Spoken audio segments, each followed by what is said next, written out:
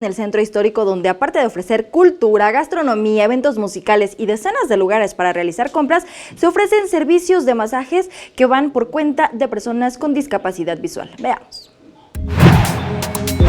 Caminar por la calle de Donceles en el centro histórico de la Ciudad de México nos permite encontrar lugares como este, un centro especializado en masajes, pero atendido por personas invidentes.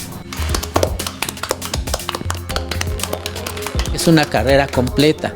¿Por qué? Porque nos enseñan todo desde lo básico que es cómo es una célula, los tejidos, los diferentes sistemas, aparatos, aparatos del cuerpo, en fin, y todo lo que es músculos, en fin.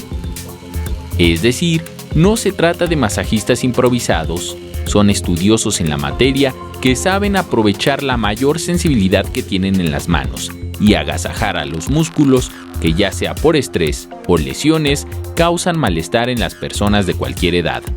Se hace primero el examen a nivel tacto para sentir la región de cómo está la inflamación o algo por el estilo, entonces se hace en forma manual, se palpa a la persona.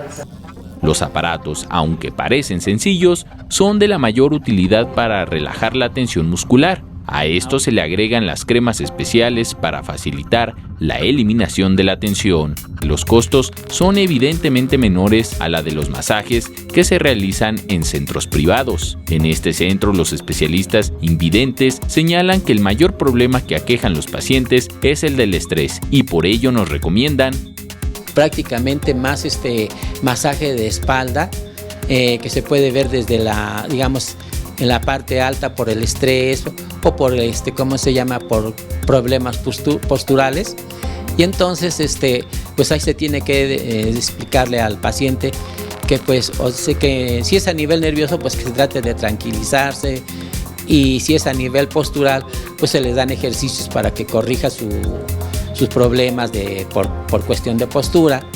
Con imágenes de Javier Cordero, Enrique Muñiz, 21 Noticias.